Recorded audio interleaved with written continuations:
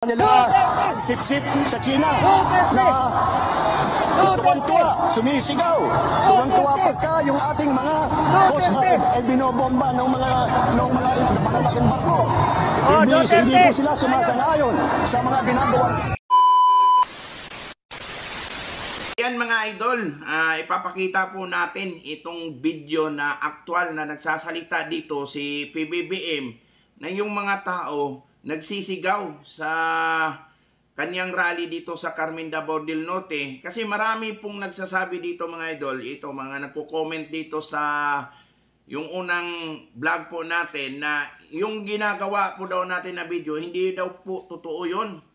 Ang sabi nila, gawa-gawa lang po daw natin. Ito ipapakita natin itong video na nagrarally po si PBBM na yung mga tao nagsisigaw po. Ito yung actual video talaga. Ito yung time na nagsasalita si PBBM dito sa Carmen Davao del Norte na ang mga tao panay sigaw ng Duterte. Kung ako sa kanila nito parang ayaw ko na talagang magtagal dito sa lugar na to. Gusto ko nang umuwi. Ito ipapakita natin tong ginagawa nila, yung pagsisigaw ng tao at nagsasalita si PBBM kung bakit sumisigaw po yung mga tao dito sa kanyang rally. Ayan po mga idol, pakita natin, i-play po natin yan. Ayan, play natin. Yan, ng mga pinatay na libo-libong Pilipino ng extrajudicial killing. Wala po silang kinalaman dyan sa mga ganyang klase.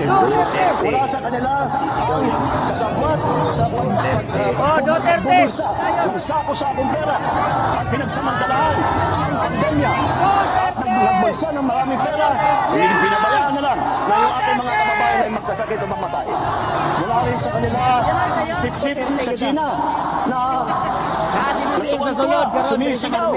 Tuwang-tuwa pagka yung ating mga coast guard ay binobomba ng mga malalaking barko.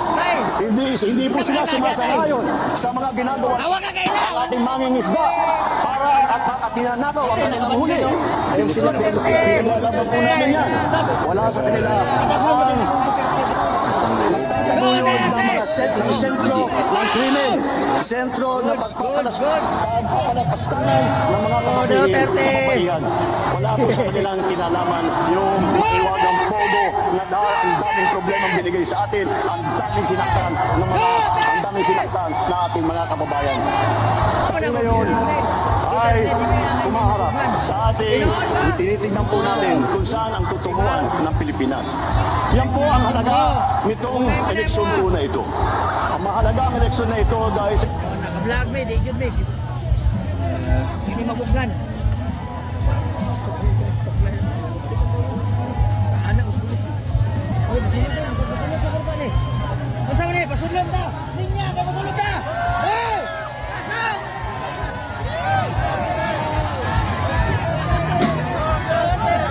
Duterte! Tingnan ang Duterte niya! Tungong tayo! Balikan natin!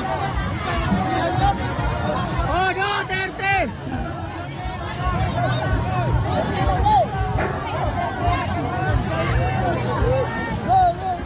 Duterte! Duterte! Nainay lang ha! Duterte! Duterte! Oh, Duterte na, Duterte! Duterte! Oh, Duterte ha!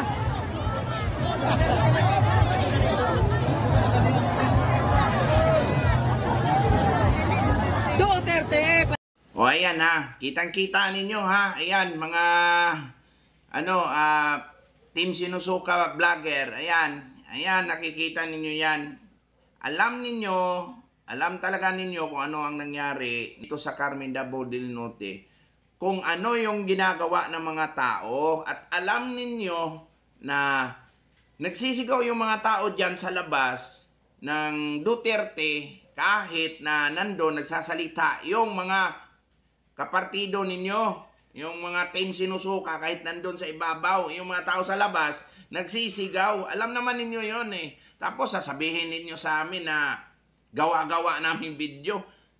Hindi kami gumagawa ng video, kayo may hilig gumawa at saka Alam na ng taong bayan yan. Gising na ang taong bayan na ginagawa ng administrasyon ngayon. Puro pagnanakaw na lang ang alam na lang ng administrasyon ngayon. Hindi nga nila napipigilan yung mga kalyado nila na nawala na yung mga ahensya ng gobyerno, yung mga budget na ahensya ng gobyerno, nawala na. Tapos, yan, magsasalita pa, mag-ano pa kayo sa amin na gawa-gawa namin yung video na ipinapakita sa inyo. Wow, galing ha. Galing pa. Ang galing talaga gumawa ng istorya ng itong mga vlogger ng PBBM. Yan, di ba? O, anong makikita ninyo sa ginagawang rally ni PBBM? Anong masasabi ninyo diyan? Baka sabihin niyo naman na gawa-gawa ko na naman yan. Ha? Kayo, ito kayo mga DDS, kayo na yung humusga kung ano yung ano ang ginagawa ni PBBM dito sa lugar na to. Bakit ang mga tao nagsisigaw ng Duterte? So, ayan ha.